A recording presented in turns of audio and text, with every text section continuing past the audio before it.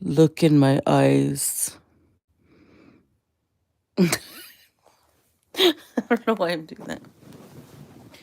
So, I forgot to mention something muy importante in the story. Okay, the story that me and my son did. Um, we didn't. Okay, the one about the spillage in the back alley. I won't spoil the story for you if you haven't heard it. It's a knee slapper. Okay. I suggest you go watch it because it's actually really funny. But no, I forgot to mention we didn't accidentally touch it. I just kind of skipped over the most important part.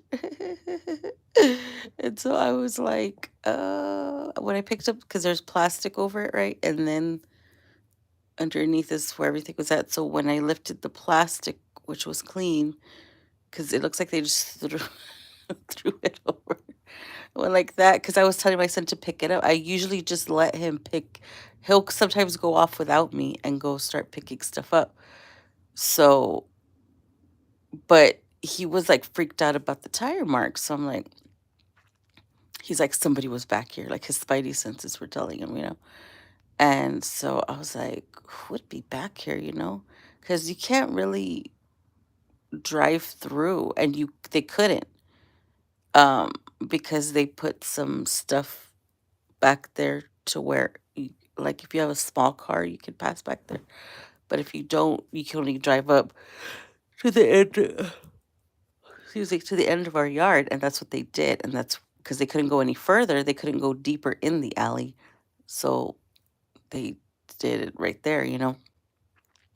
So when I lifted, anyway, so when I lifted the plastic, my son wasn't touching it because he was looking at it like sideways. And I'm like, oh, I'll get it for you. So then I moved the plastic, and then that's when we saw it. So luckily, he was looking at it like weird. Like he already caught on, and I'm over here in La La Land, just living life. Just living life, being fabulous. So yeah, lesson learned. I don't know where I'm gonna buy one of those picker things, but we gotta buy the pickers, and gloves. We have gloves, actually. We just don't use them, like gardening gloves. So yeah. So I forgot to mention that part in the video. Yeah. Okay. So very quickly, this movie. I don't know why. Like for months, for this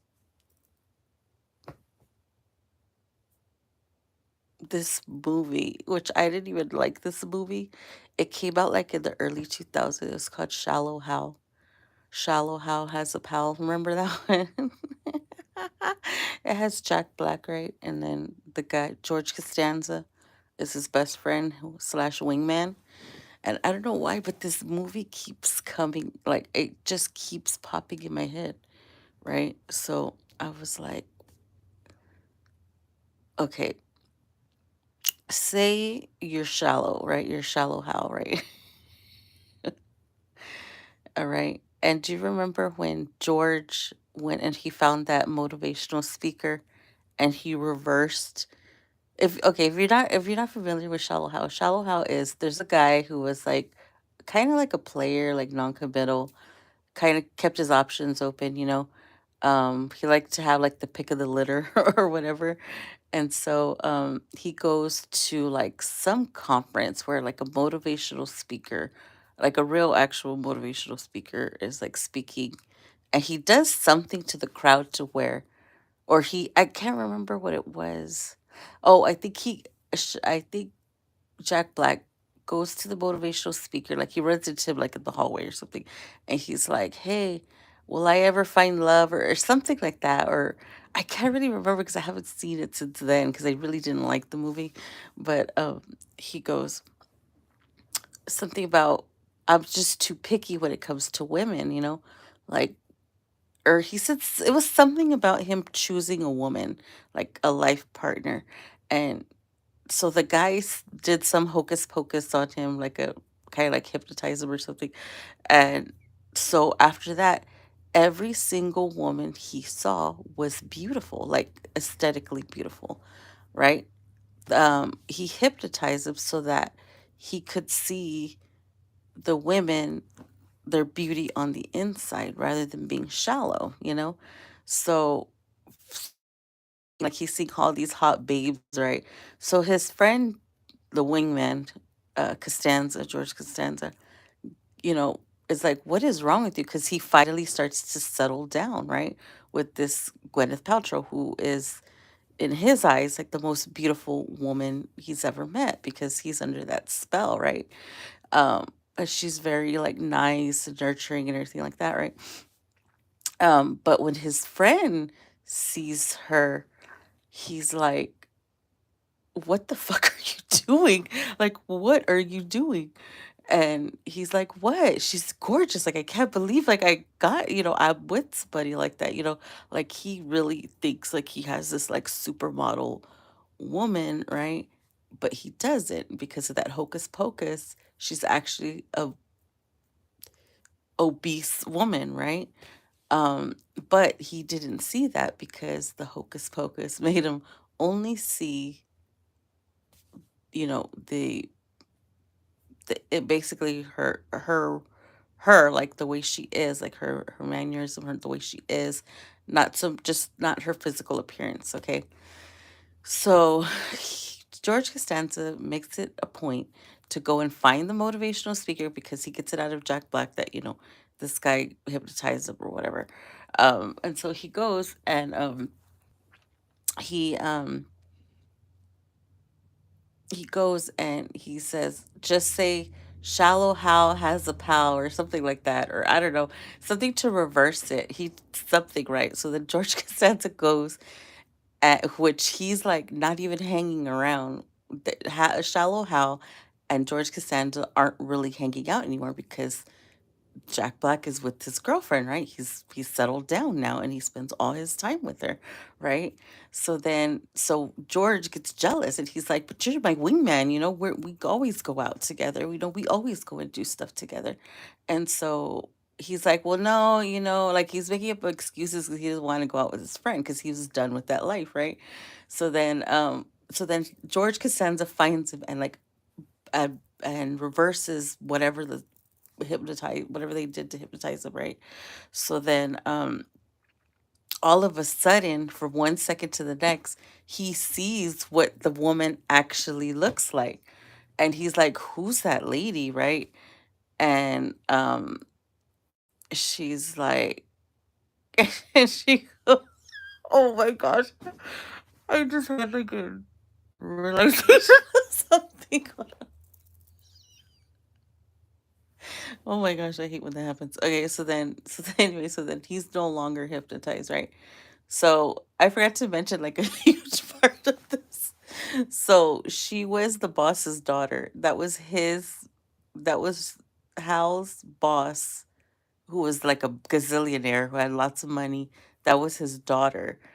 And so people were saying like, oh, you're just using her for her money or whatever. But he really did was attracted to her because he couldn't see her physical appearance. So anyways, so So from one second to the next, like all of a sudden, he's like, "Who the fuck is that?" And his friends like talking to him, like, "Oh, she's ugly. Like, how could you?" She's like kept on making all of these. I'm on like, unless you want to be on camera. So then she goes. She says something like, I don't know. He makes up all of these excuses because it's processing in his brain. He's like, "What? There's no way she's that. She was beautiful. She was so. What happened? Like she was perfect." And then Costanza says, "Oh, you were hypnotized, so I removed it from you. So this whole time you never actually saw what she looked like. You just saw, the non-physical, you know, or her non-physical stuff, It's like And he's like, "What?"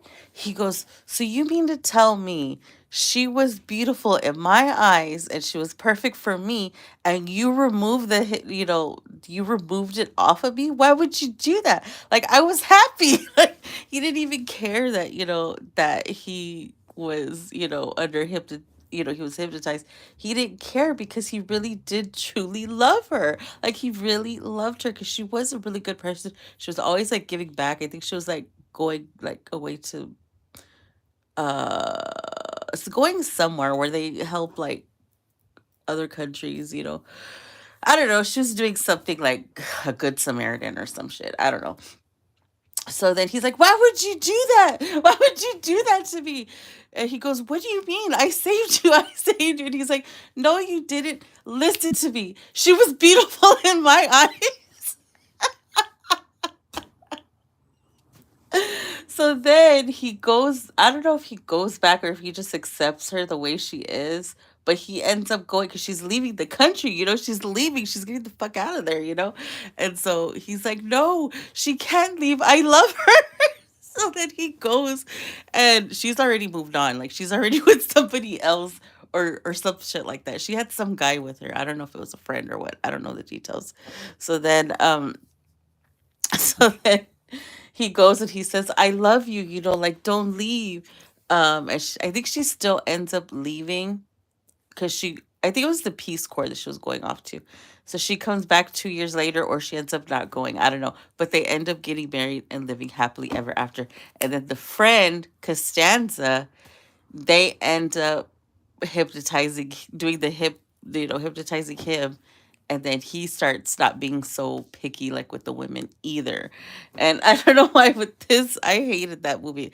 I think it was the dumbest movie ever. But I think it was the dumbest movie ever.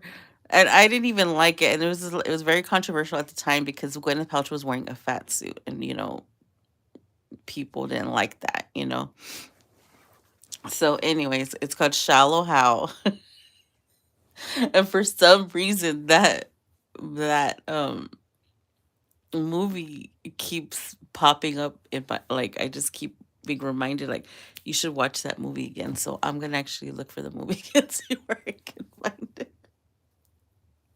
But it's been bothering me like so much because I keep on thinking about it. I'm like, I don't know. For me, I've never been one for physical appearance. I tell you, like, it's a vibe. If I'm attracted to a vibe, if I'm vibing with you, that's really all that matters to me. Um, I don't really go for like the looks or anything like that, which people don't believe me when I say that, but I'm like, dead ass. I really don't. But um, because I don't know, like, whenever I look at a person or talk to a person, it's like it's how they make me feel. You know what I mean? It's because sometimes, like, if you're not automatically, attracted to somebody, like, sometimes it'll come, like, the attraction will come later. Um, it's, I don't know, it's the vibe is all I can really say. Like, if you're uptight and fucking panicking all the time, like, I don't like that shit. If you're like down to earth and cool and like funny, that's those are the kind of people that I always end up with because you have to have a sense of humor. You can't be like life isn't serious all the time. You know what I mean? So I don't like people that are like not assholes. I don't want to say that because that's what I end up with. But but like if that's what I mainly look for. If somebody can make me laugh, like, that's the main thing that I look for. Like, if you could just naturally, like, we could just kiki over something so stupid. And I with every single person I know, we have like inside jokes. And that's like my thing. That's like my special connection with everybody is our inside jokes or our inside. I think with every single person I know, I have like jokes that I only have with them and that nobody else knows of. And sometimes I'll just start laughing out of nowhere. Like with my cousin, for example, I think we have the most inside jokes. and signals and or signals. But and it's just I don't know, like I've just always been like that. I don't know. But if you can't make me laugh, like I just cuz I think laughter is like the best medicine like if you're not feeling good about something or whatever. So that's why I always if you don't have a sense of humor or if you don't get my humor cuz my humor can be a little bit twisted sometimes. Then it won't work out. You know what I mean? That's all that I look for. I don't really look for like appearances or anything like that. Um, but anyways, I just thought I'd mention that. Anyways, y'all have a good day. Bye.